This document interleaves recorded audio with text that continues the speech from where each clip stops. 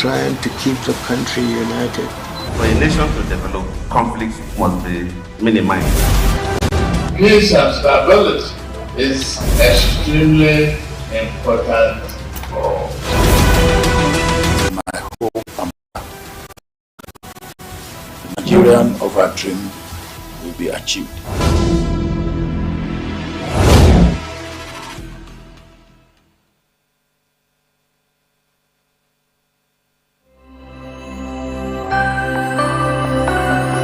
Global Television, building the nation.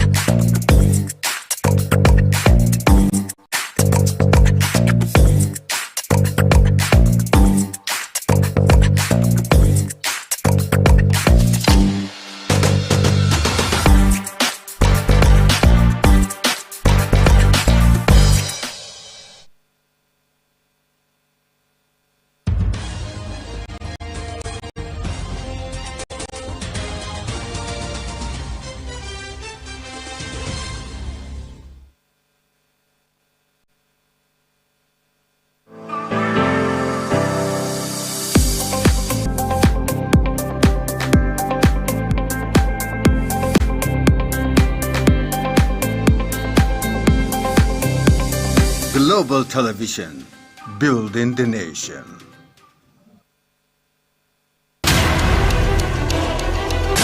We talk about the Civil War, but we seem to ignore the fact that it was the manipulation of ethno-religious sentiment that eventually boiled over into that tragedy.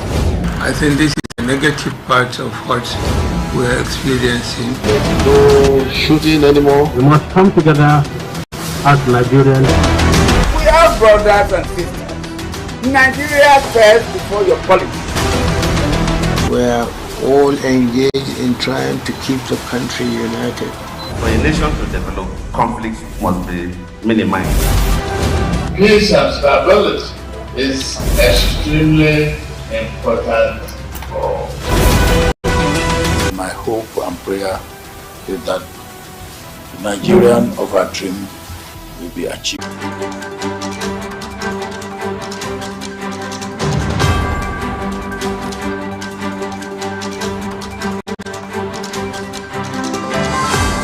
Prime Minister passes on. I'm Uyag Mofwegbe. Again, thank you for joining us here tonight. President Bola Tinubu has promised that his administration will repay Nigerians through massive investment in public utilities that will improve the quality of lives. He made this known during his first National and Democracy Day broadcast at the Aso Villa, Abuja, while asking Nigerians to sacrifice a little more for the country's survival, assuring that the sacrifice of fuel subsidy removal will not be in vain. A correspondent, Prince Adegoke, reports. President Bola Ahmed Tinubu, in his first national anthem, free up for collective use the much-needed resources which had hitherto been pocketed by a few rich. The president had infrastructure, education, regular power supply, healthcare and other public utilities that will improve the quality of lives. President Tinubu recounts that the fear of the people over the personal interest of the ruling class, and one where the governed can find personal fulfillment and happiness. Tinubu added that Nigerians must never take this democracy for granted and forever jealously guard and protect it like a precious jewel. Abiola died for is one that the ruling personal fulfillment and happiness. That is the hope MKO Abiola ignited throughout our country in 1993. On this year's themselves to strengthening this form of government of free people that has been our guiding light these past 24 years. In particular, those of us who have been privileged to elect into public office at various levels in both the executive to the people are delivering concrete democracy dividend in accordance with our electoral promises. On my part and that of my administration, I pledge anew our commitment to diligently fulfilling every component of our electoral pact with the people, the Renew Hope agenda. President Tinubu assured that his administration will be faithful to the truth, equity and justice, as well as exercise its government's authority and mandate to govern with fairness, respect for the rule of law, and always uphold the dignity of all Nigerians. From the Presidential Villa, Abuja, Prince Adegoke, Global Television News. President Bola Tinubu has kept his promise to Nigerian students by signing the Student Loan Bill into law. A representative federal government Nigerian students representatives on May 25, 2023 will bring you details of the story subsequently. President Bola Tinubu has inspected the guard of honor at the forecourts of the Presidential Villa in Abuja as part of activities scheduled to mark the 2023. President Bola Tinubu today joined other top government officials, heads of security agencies, democratic governance in the country.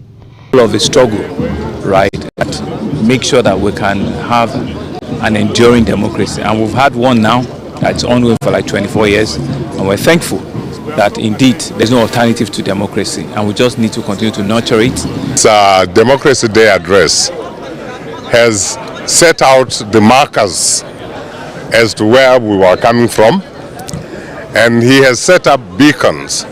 That characterize the Nigerian nation. There is no alternative to peaceful democratic culture where the is concerned.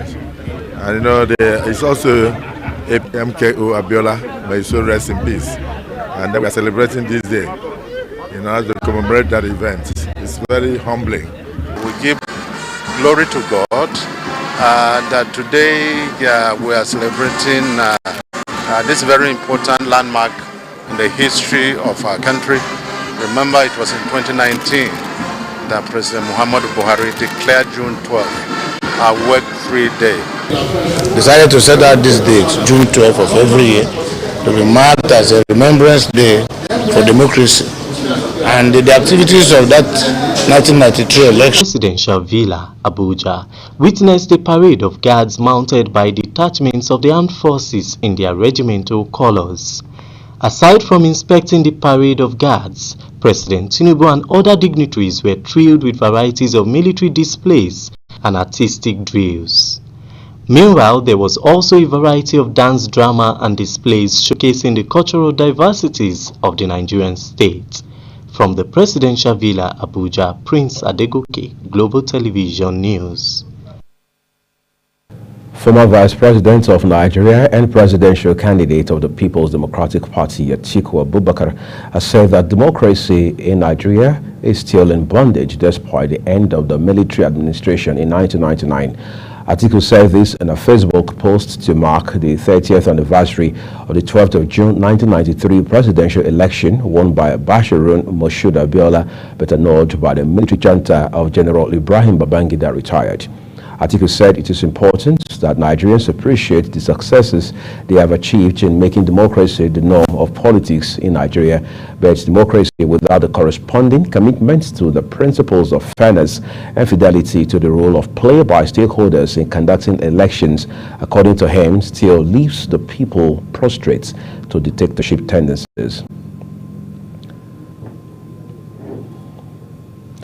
The governor of Imo State and chairman of the Progressive Governors Forum, Hope Uzodinma, has expressed confidence in the victory of the All Progressives Congress's chosen candidate, Godswill Akpabio, as the next president of the Nigerian Senate, with barely 24 hours to the inauguration of the 10th Senate.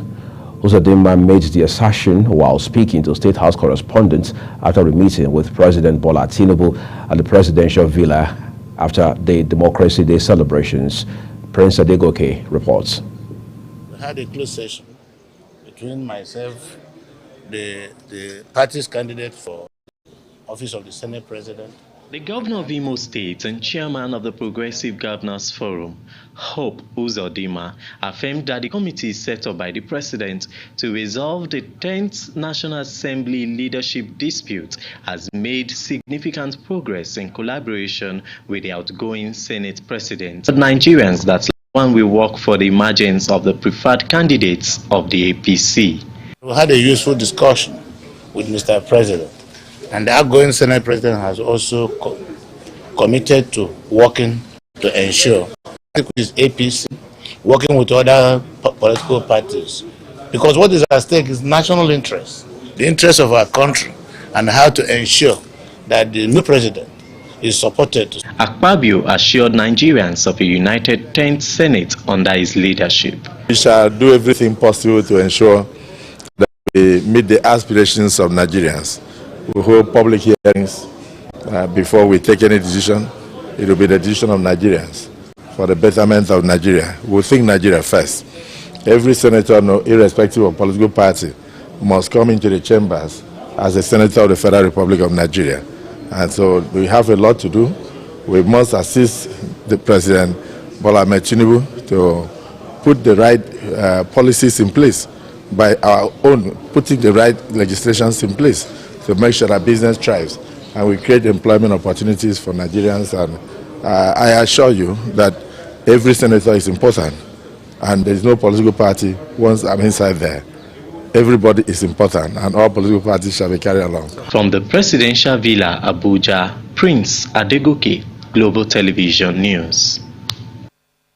Deputy National Publicity Secretary of the ruling All Progressives Congress, APC, Yakini Nabena, has backed the immediate past Minister of Niger Delta Affairs, Senator Godswill Akpabio, to emerge Senate President ahead of Tuesday's election of presiding officers for the 10th National Assembly. He said the choice of Akpabio would balance the Muslim ticket that brought in President Bola Tinubu and his deputy, Senator Kashim Shettima. Nabena pleaded with senators-elects from the north, including former Governor Abdulaziz Yari, to work towards uniting the country. At the political party, Aliyu Batera from the northeast and Yusuf Gadgi from north central agreed to step down from the race and endorse the preferred candidate party from the northwest, Tajuddin Abbas, for the position. The Department of State Services has confiscated the passports of the suspended Central Bank Governor, Godwin Emefiele, following his suspension Friday as a result of the ongoing investigation of his office and the planned reforms in the financial sector. The service arrested Emefiele in Lagos to Abuja. Person for the DSS, Peter Afunaya, in a statement said Emefiele had been taken into custody and was under investigation. However, a source in the DSS said it was standard procedure for his travel documents to be seized pending the conclusion of the ongoing investigation. The source added that the office and residence of the suspended Apex Bank governor would also be searched. The immediate past Minister of Aviation, Hadi Sirika, has accused the chairman of the House of Representatives Committee on Aviation, Nolim Nanji, of demanding a 5% stake in the controversial and proposed national carrier, Nigeria Air. Sirika made the accusation during an interview with Arise Television. Nanji had earlier declared Nigeria Air as a fraudulent deal after stakeholders in the project appeared. Managing Director of Nigerian Air, Dayo Olumide, while facing inquiries by lawmakers on the project, revealed that the air landed at Nnamdi Azikiwe International Airport May 26, 2023, was chartered from Ethiopia Airlines. Sirika also said that less than 3 billion was spent on Nigerian Air. Nanji described Sirika's allegations as lies, adding that the ex-minister is a drowning man who will hold to anything to survive. Governor Umar Bago of Niger State has pardoned 80 inmates in various correctional centers across the state. The governor also approved the immediate payment of fines to enable the inmates rejoin their families. Alhaji Abubakar Usman, secretary to the state government, said that the gesture was to mark the 2023 Democracy Day. He explained that the release of the inmates was in line with the prerogative of mercy granted to the governor by the Constitution. Usman appealed to the inmates to make the most of the opportunity to engage in useful ventures and shun any acts that could lead them back to prison.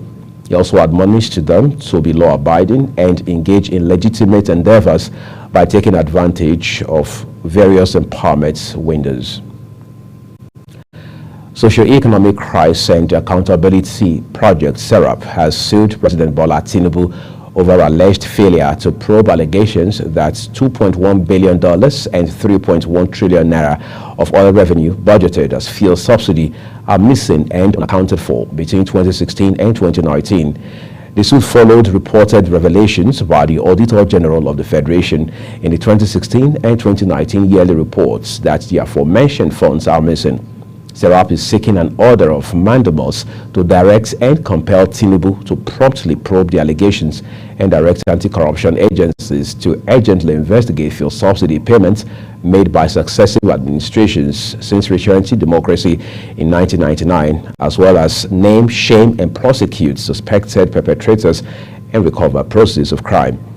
In the lawsuit filed by its lawyers, Kolawole Oluwadare, Adelanke Aremo, Valentina Adegoke, and Ayomide Johnson, the group says that there would be no economic growth or sustainability without accountability for human rights crimes. No date has, however, been fixed for hearing of the suits. The Kwara State Governor Abdulrahman Abdulrazak has approved the deployment of government buses to support movements of students and workers in public tertiary institutions within the Ilorin metropolis and its environs.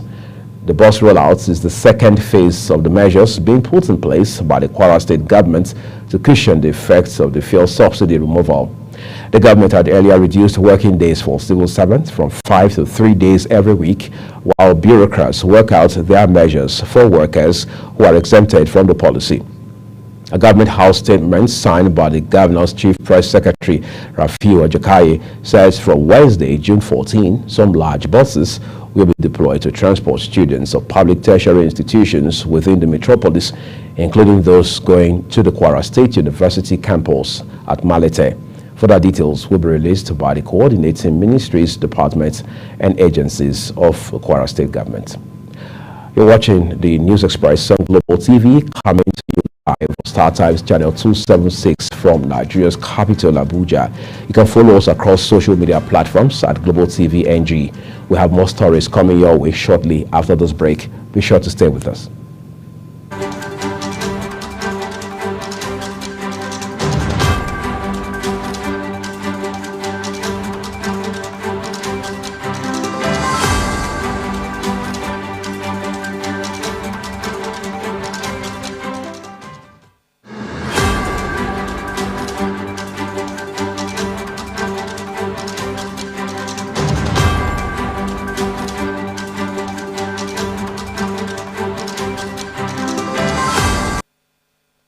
We appreciate you staying with us here on the news. Let's turn to business quickly. The National Bureau of Statistics, NBS, has released data which shows Nigeria has recorded 5.14 trillion naira in crude sales in the first 3 months of 2023 from 4.9 trillion naira realized over the last quarter.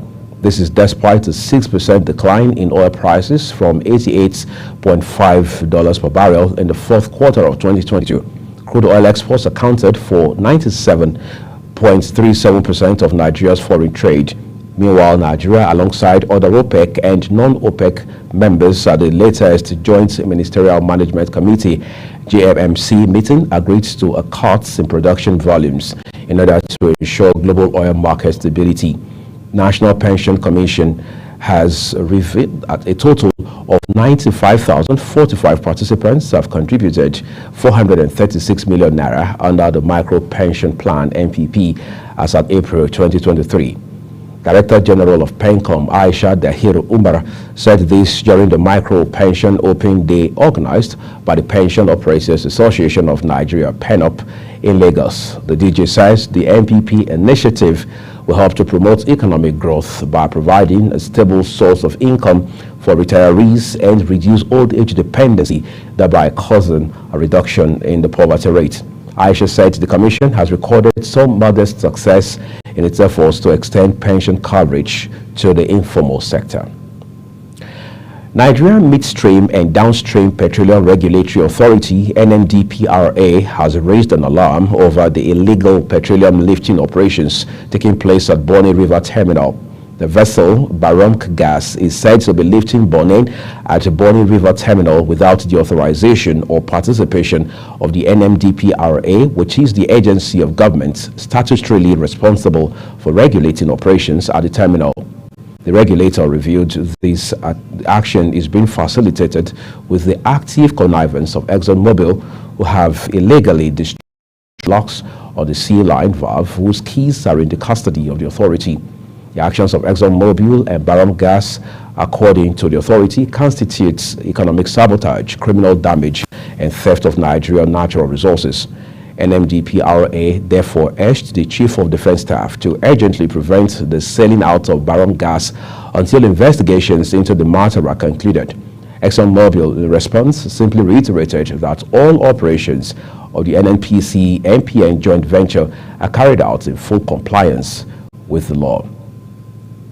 And on the forest scene, European leaders visiting Tunisia have promised more than $1.07 billion in financial aid as well as investments in Undersea data cables and renewable energy in an effort to restore stability to the North African country and to stem migration from its shores to Europe. Tunisia's increasingly autocratic president hosted the leaders of Italy, the Netherlands, and the European Commission for talks aimed at smoothing the way for an international financial bailout of the increasingly troubled country.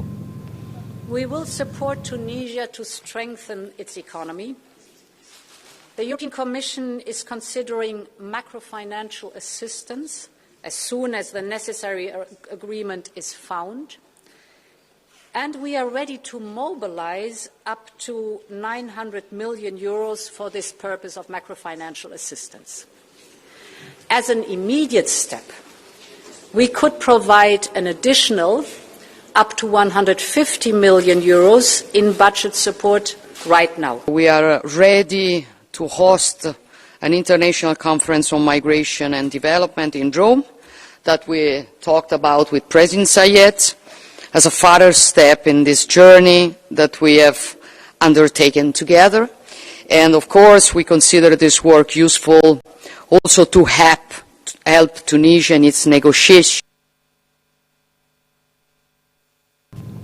Support from Tunisia President Kais Saied is crucial to any European Union deal to curb migration after the talks of von der Leyen announced a 5-point program to support Tunisia, and the plan will be discussed with all 27 EU countries at their next summit in late June. The United States and Saudi Arabia have condemned the resumption of violence in the Sudanese capital, Khartoum, where residents have reported airstrikes and exchanges of artillery fire. The two countries, in a joint statement, said the Sudanese army and the paramilitary rapid support forces had controlled their forces during a 24-hour ceasefire, and it was deeply disappointing that fighting had resumed. A pro-democracy neighborhood group said shells had landed in people's homes in the south of the capital following the expiry of the ceasefire. About 13,000 people have been evacuated in northeast Philippines as the country's most famous volcano, Mayon, continued to ooze lava. Mayon started spewing lava last week, but evacuations only began over the weekend as volcanic activity intensified, setting off alerts. More people could be evacuated if Mayon's unrest intensifies in the coming days, said Torresito Bakoko, the country's chief volcanologist. More than 12,600 villagers have been evacuated from the long-established permanent danger zone where the farm animals were being brought out, but thousands of other people need to be temporarily relocated to emergency shelters as Mayon continues to show signs of a possible major eruption within days or weeks. In Always Legazpi City, Dr. Manny Victorino and his team of veterinarians also provided the warming medicine, injected vitamin supplements, and years of several evacuated cows and buffaloes for better cattle monitoring. The animal evacuations underscore the government's dilemma in dealing with threats from about 24 active volcanoes led by Mayon across the archipelago. Authorities raised the alert level for the volcano after superheated stream of gas, debris and rocks cascaded down its upper slope, indicating activity below the surface that could precede a hazardous eruption within days or weeks. An air deployment exercise billed as the biggest in NATO's history and hosted by Germany got underway on Monday. The Air Defender 2023 drill was long planned but serves to showcase the alliance's capabilities and high tensions with Russia. The first planes took off on Monday morning from airfields in northern Germany. Some 10,000 participants and 250 aircraft from 25 nations will practice responding to a simulated attack on a NATO member. The United States alone is sending 2,000 U.S. Air National Guard personnel and about 100 aircrafts. Russia's invasion of Ukraine in February 2022 jolted NATO into preparing in earnest for the possibility of an attack on its territory. Sweden, which is hoping to join the alliance, and Japan are also taking part in the exercise. Germany's Air Traffic Control Authority had worked with the Air Force to keep disruption limited. The drill is limited to 3 areas which won't be used at the same time and will be over before school vacation starts in any German state. The Air Defender 2023 exercises are set to run through June 23rd. We now join Fidelis here, Governor for Sports Wrap-Up. Spokesman of Silvio Berlusconi has confirmed the passing of former Italy Prime Minister and AC Milan owner. Berlusconi, who was hospitalized for COVID-19 in 2020, suffered from heart ailments and prostate cancer. He was recently diagnosed on April 5th with a lung infection. The billionaire media mogul was stripped of his Senate seat and banned from running or holding public office for 6 years on grounds of corruption, coupled with continuous sex scandals, until he eventually held office again after being elected to European Parliament at age 82 and then last year to the Italian Senate. Berlusconi served as Prime Minister in 1994 to 1995 and all through to 2011, and despite not having a direct role in government, his Forza Italia party is a member of Prime Minister Giorgia Meloni's right-wing coalition. The late Berlusconi, who owned AC Milan between 1986 and 2017, and seeing the club win 3 Champions League, 8 Serie A titles, and the Coppa Italia, was Italy's longest-serving prime minister despite sex scandals. He was admitted to a Milan hospital on Friday to be treated for chronic leukemia. Real Madrid-bound England midfielder Jude Bellingham is set to miss the Three Lions 2024 Euro qualifiers against Malta and North Macedonia as he continues to recover from a hamstring injury. The England international will not be joining his teammates but will spend time at England's National Football Centre to rehabilitate the injury that saw him miss out of his club's final game of the season, which saw Dortmund gifting the Bundesliga title to Bayern Munich by playing a 2-2 draw against Mainz. The England star, who dazzled in the World Cup in Qatar last year, agreed to make the switch to La Liga giants Real Madrid in a deal that will be completed once it passes a medical. England opened their Euro qualifying campaign with wins against Italy and Ukraine in March and will now play Malta in Takali come June 16th before playing host to North Macedonia at Old Trafford in Manchester come June 19th. The Super Eagles coach Jose Peseiro opened camp on Sunday with about 19 Eagles already on camp for the African Cup of Nations qualifiers match against Sierra Leone, and 4 more players are expected to report in today. The Eagles are camped at the prestigious Eko Hotel and Suites in Lagos State and gears towards beginning preparations tonight at the Mobolaji Johnson Arena Stadium in Onikon, Lagos State. Players like Lukman, Ekong, Iwobi, Basi, Omero, Indidi, Yenasho, Awoniyi, Simon, and a host of others are already on ground in preparation for the clash come Sunday, 18 June at the Samuel Canyon Dome Stadium in Monrovia, Sierra Leone. Fidelis Enyegumena for Global Television News. Fidelis Enyegumena there with sports wrap-up. As we end the News Express here on our TV, let's take a look at some of our top stories tonight. President Tinubu has signed student loan bill into law. In business, Nigeria has recorded 5.14 trillion naira in crude oil sales on the foreign scene. US, Saudi Arabia have condemned return to violence in Sudan. And in sports, we told you former AC Milan owner and Italy Prime Minister has passed on. And that's it for the News Express here on Global TV, live from Nigeria's capital, Abuja. We're on Star Times channel 276. Remember to follow us across all of our social media platforms. The handle is at Global TV NG. Thank you so very much for watching. I'm Muyi Agmofwebe. Enjoy the rest of the night.